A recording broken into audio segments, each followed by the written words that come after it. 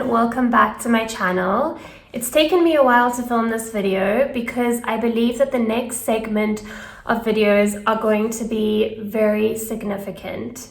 This information has been revolutionary in my healing journey. So today, for the first segment of a series of videos, I'm going to be talking about health anxiety when you actually do have an illness or a chronic illness.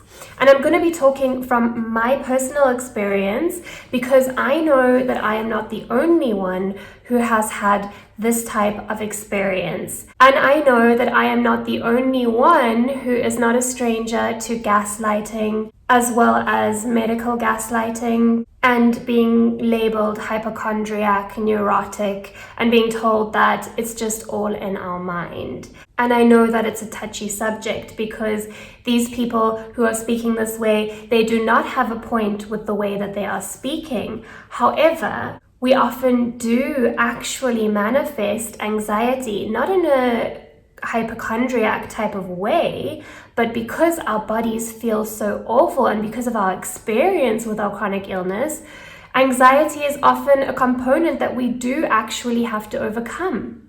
So this is not to give credit to anyone who's gaslighting or anyone who's dismissing us, but we do have to acknowledge that it is essential to our healing to overcome this anxiety for ourselves in our own way. And nobody is able to tell us how to do this. So I can only speak about my own experience in the hopes that it will help others.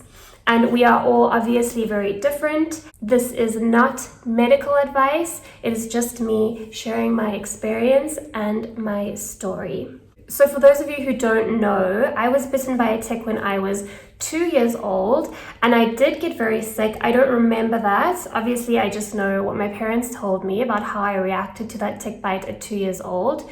I did have the rash, and I had other symptoms that they noticed, such as fatigue. So I was very low energy. I could not hold my head up.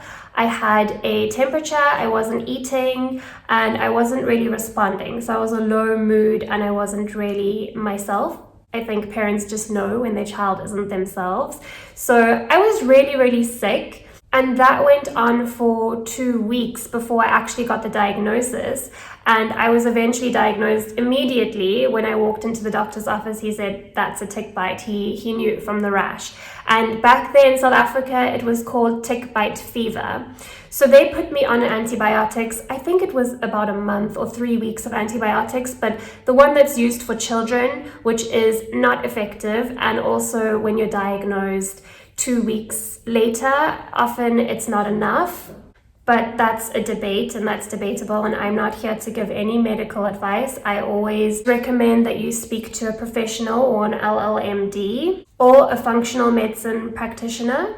So that's just a little bit of my history and my first bite. But I was bitten throughout my childhood. I did find ticks on me throughout my childhood. We were completely unaware of the dangers and implications that come along with a tick bite. And many people still don't know.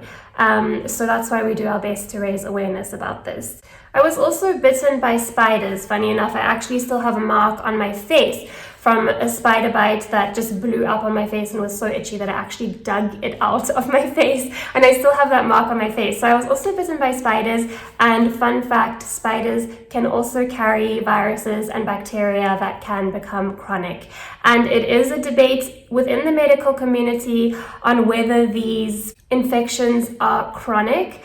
But I'm so glad that with the new thing that's going around in the world, that people know that this actually can become long-term for some patients, and it's raising awareness within the medical community, so that's really great. Anyway, this video is not about that debate. This video is about health anxiety when you have a chronic condition, no matter what this chronic condition may be labeled as. I mean, many people end up being labeled with autoimmune disease, chronic fatigue syndrome, MS, ALS, irritable bowel syndrome, POTS, you name it. People end up with all sorts of labels, but as I've discovered, the cause is always the same. There's always the same underlying, I should say, causes. So from then, the next significant event was when I was 4 years old and my lungs completely closed up and I had a near-death experience. I was taken to an urgent care facility and the doctor had to save my life. It was labeled as an asthma attack and I had to be woken up every 2 hours that night to be nebulized for 30 minutes. After obviously he had initially done what he needed to do, I just know that it involved a huge injection and all types of fuss over me. And I remember that actually very, very clearly. So what I remember from that experience was that I was falling asleep and I couldn't quite wake up. And I remember there was a television on. I remember the light of the television and trying to open my eyes and see the television.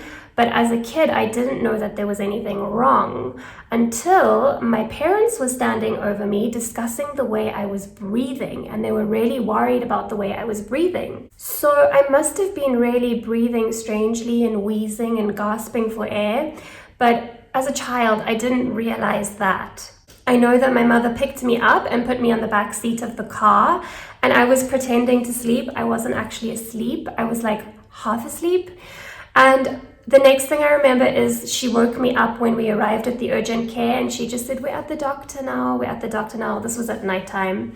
And she took me in there and they were both panicking. My mother was panicking, the doctor was panicking, and I could not fight the urge to sleep. That is what I remember. I could not fight the urge to sleep. So I was falling asleep and the doctor was telling me, whatever you do, do not fall asleep. He was shaking me. He was saying, wake up, wake up, wake up. Do not fall asleep, do not fall asleep.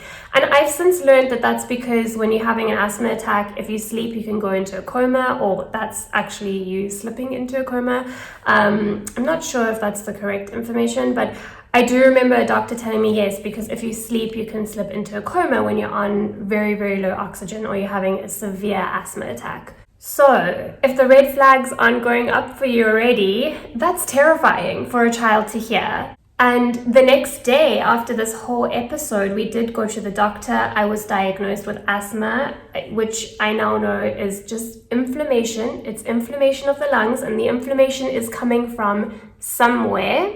So I was prescribed asthma medications daily for the rest of my life. So I took daily asthma medications morning and night, and then I had emergency inhalers and nebulization medication. On top of that, I had to go to regular doctor's visits throughout my childhood where doctors would warn me of the dangers of asthma and how you have to always be on high alert and you have to always carry around your emergency inhaler.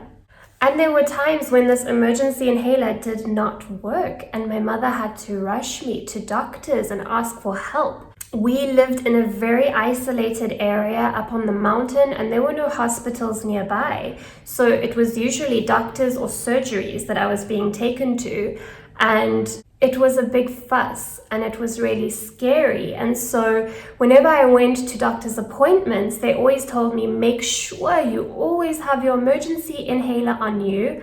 And they also used to tell me that often asthma patients can't tell if they're not getting enough oxygen or if their lungs are really tight.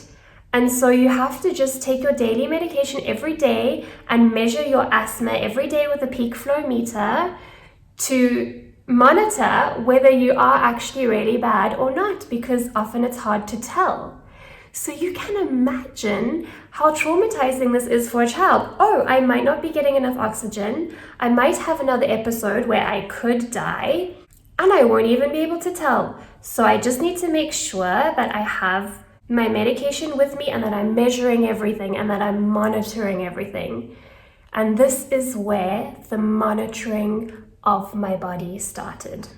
I eventually had rashes all over my body and I became a guinea pig for a professor. He was a pulmonologist and an allergy specialist, and they were testing out a new medication for asthma and asthmatic children. And I became a guinea pig at 8 years old for this medical experiment, and I was paid for that as well. So that was also a form of attention. I was paid to be a guinea pig, to be a medical experiment. So now I was monitoring my symptoms, I was terrified of possibly dying, and I was gaining some attention for that. I was being paid at the age of 8 years old. So we can see how things are building up here.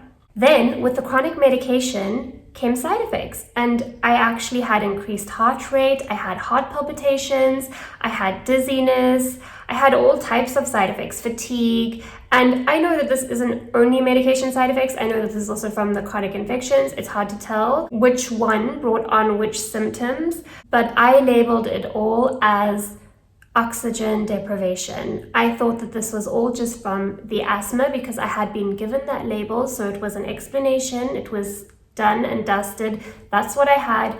I had asthma, and I thought that all of these symptoms were just from a lack of oxygen. I also partook in a lot of sports, and I did competitive sports, and I also did dancing and performance and things like that, as well as singing. And asthma affects all of these things, and so does Lyme disease. At the time, I did not know that I had chronic Lyme disease. I thought that I just had asthma. So often I would not be able to perform, and I was always really aware that my asthma could creep up on me and hinder my performance, as well as put me in danger. And I knew that I was the one who was responsible for that because asthma is such a common thing that nobody really takes it seriously. But I didn't just have asthma. I had all of these other things going on too because I also had chronic infections. I did not know that, and I thought that this was all just from asthma. So I would say, I have asthma, and people would say, okay, and they wouldn't take it seriously. And I would say, no, but this is serious, you know. But there were other kids with asthma who were absolutely fine. So why did I need the special attention? Why did I need the special monitoring? Well, now I know the reason why I felt so different and the reason why I felt so bad was because I had chronic infections coupled with trauma. And so as you can imagine, because I was a performer and because I did competitive sports, I was labeled a drama queen. And all of this was just dramatic. I was told that I was a nutcase. I was told that I was just crazy. You know, people would laugh it off. They would think, oh, you're such a drama queen, you're such a diva, you're so imaginative, you're able to really make up stories in your head. And I've come to realize now that some of this is actually somewhat true. And I think that these people who were saying it did not realize the complexity of the situation, of course. However, I have had to accept, even though it made me really angry because I felt so misunderstood and I felt so judged for what I was going through. I was going through intense physical suffering and I felt so invalidated and misunderstood. However, some of what they were saying actually held some weight, and I'm only realizing that now, and I wanted to always reject that, but for my own healing. I'm not giving them credit because they did not understand. However, I know that I have to overcome this constant monitoring of my body and the thought patterns that have been created from the things that people have said to me throughout my life. Mainly doctors who have scared me, warned me, told me the dangers of my asthma, etc., etc., etc. So basically, from a very young age, I was trained to be very aware of my symptoms, as well as monitor my symptoms and my body, and I was given the huge responsibility of keeping myself safe, and at the same time warned that if I failed to do so, it could be fatal. Of course, I understand that this was for safety reasons, of course, but when you throw in Lyme disease and chronic infections into the mix, and this person is actually feeling all sorts of crazy things in their body that they are constantly monitoring and fearing, this is a perfect recipe for health anxiety. And I am not the only one with these types of experiences. So if you've had similar experiences, and I know that there'll be so many stories with different aspects, different experiences, please do share them below, because this is a community where we understand and support each other and we come to realizations together. And this way we can really act as our own healers and take action in our own lives for ourselves. So now, as an adult, unfortunately, I've had further experiences where my father had exactly the same symptoms as me growing up. He also was always pulling ticks off of himself. And we used to bond over these symptoms. We used to help each other. For example, he used to come to me and say that his allergies were so bad and he had so much congestion. And I would make a saline solution with him in a spray bottle and give it to him and say, use this, spray this up your nose. Or he would come to me with a really tight chest and say, please, can I use your asthma pump? It really, really helps me when my chest is tight. And he would be wheezing and I would give him my asthma pump and he would say, oh, that really helped. And we would talk about our symptoms. I used to go to him in the middle of the night and say, Dad, I have really, really bad anxiety and shortness of breath and I don't know what's happening. And he would say, okay, go get a really, really cold glass of water and just down it quickly. And for some reason, it really helped me. So I felt like he really understood, and we used to bond over the fact that we had similar symptoms. And I don't want to go into depth with this story because it's really personal and it's still traumatic. But when I was 26 years old and he was 59 years old, he died very suddenly in just a matter of a few seconds with no explanation. He had played a game of golf that day and he had won that game. And I was unfortunately there to witness this all happening. So from then onwards, obviously from the trauma, my health did decline, and it added that element of fear of, oh my gosh, I actually could die from this, and it could happen in just a few seconds, and the ambulance will not arrive in time to save me. There is nobody who can save me. Not even myself. I couldn't save my dad. I had been relying on myself, remember, to monitor my symptoms and save myself. So I thought, subconsciously, I need to step up my game. I need to become a better monitor of these things, because obviously I didn't pick it up on him. I blamed myself. I also blamed myself for not knowing what to do in the moment to save him. And I've really had to do a lot of work on that and see it for what it really is, which is not what my brain had been primed to think it was. However, after that did happen, my health did decline and it did propel me forward on my journey of searching for answers. And it was the next year that I was actually diagnosed with chronic infections. And that's when my treatment started, and that's when my whole healing journey started. So there really is a purpose for everything, and there really is a reason for everything. And I know that there's also a reason for why I've had to overcome all of these challenges and struggles.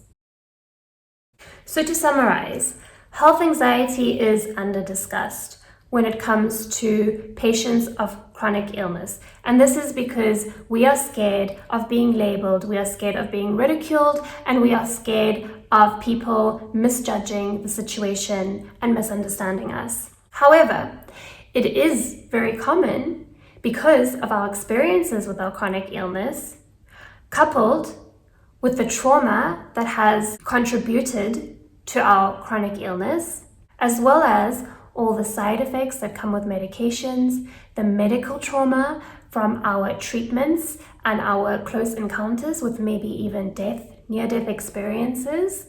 It is actually totally understandable that people who suffer with chronic illness might have anxiety and panic disorders.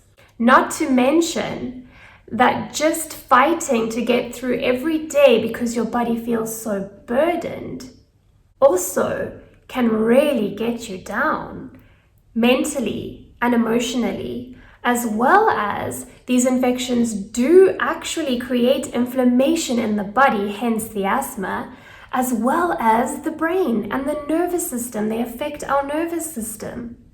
So it's no wonder that we have anxiety and panic disorders that go along with our chronic illness. However, they are not isolated, and it's not because of our anxiety that we are chronically ill, and it's not because of our health anxiety that we are experiencing chronic illness. But very importantly, we need to address this aspect in order to assist with our healing. And that's something that we need to come to terms with and recognize without having to say that all of the naysayers and the gaslighters were right with what they were saying, that it was all in our mind. It's not all in our mind, but the mind is a component, because our mind and our bodies are connected, in fact. But it goes so much deeper. Human beings are so complex, human bodies are so complex, human psychology is so complex. Nobody knows it all. So nobody can really tell you exactly what is going on with you. But we can bring together aspects to put the puzzle pieces together to make sense of the bigger picture, and then start to work on ourselves as our own healers. That is the best we can do for ourselves. And it does involve facing some hard truths, letting go of some old beliefs and old traumas. And in my upcoming videos, I am going to discuss how I manage to do this. Because my anxiety, coupled with insomnia, which I will speak about in my future videos too, because there is a link between my traumas and my insomnia. You might be able to figure it out from some of what I've mentioned, but mine became so bad that so many doctors just handed me benzos as a solution in the ER or in the doctor's office. And this added a whole nother component. I did not know the dangers of benzos. I was at a point where I was panicking every single day. I was having panic attacks every single day. And now that I know the reasons why, and they are very complex, and it has taken speaking to so many professionals, doing so much self-discovery and just searching once again. Now that I know the reason why, I'm not ashamed to say that at all, because it's all a part of my journey, and I'm actually proud of what I've been through and how far I've come. And my point of mentioning how I was just handed benzos is that often the professionals don't know what to do with such complex situations. They often don't know what to do. I always say that the medical industry serves its purpose, and I'm really, really grateful for it. But it's mostly there for treating immediate threats or acute conditions and surgeries. So when you go from doctor to doctor, as I did, and this is another aspect of it, I went from doctor to doctor my whole life growing up in order to really address the asthma, which never resolved with the chronic medication and the emergency medication. It was always a big problem. And I went from doctor to doctor, specialist to specialist, and nobody was able to help me. And of course, this instills a sense of panic within you, especially if the doctors are telling you how dangerous it is and then prescribing you medications that don't help throughout your entire life. It's dangerous, but we cannot help you. So overcoming that anxiety, panic, health anxiety, monitoring my symptoms, and really observing and changing my thought patterns that have been created and my subconscious belief systems. This has been a huge part of healing. And then, of course, one of the most significant parts of healing has been rewiring the nervous system. And this is also something that I'm going to be discussing in these upcoming videos that I believe are so significant and imperative to anyone trying to heal a chronic condition. I am so sure that I've left out so much information in this video, because there are really so many aspects to this when you are suffering with a chronic condition as well as health anxiety, and they are so interlinked through so many circumstances and so many traumas. So I really feel that I just gave a very small part of the picture and just the gist of it, And I'm sure that you guys will be able to share your experiences and your stories to add to that picture. And let's come together to help resolve this and become our own healers and work on ourselves and move forward and push past our fears. Because for me, this year has been all about pushing past fears, overcoming my self-limitations, as well as treating myself physically. But it's a lot of information, so it's going to take a few videos to cover all of this. So please subscribe if you're not subscribed so that you can catch my upcoming videos. It is completely free, and I would love for this information to reach as many people as possible with chronic illnesses. Of course, people who understand, people who relate, people who need the help. Because the more we share, the more we can help others. And if I had this information available to me years and years ago, my life would have been completely different. Thank you so much for watching, and I look forward to hearing from you and sharing with you next time. Bye.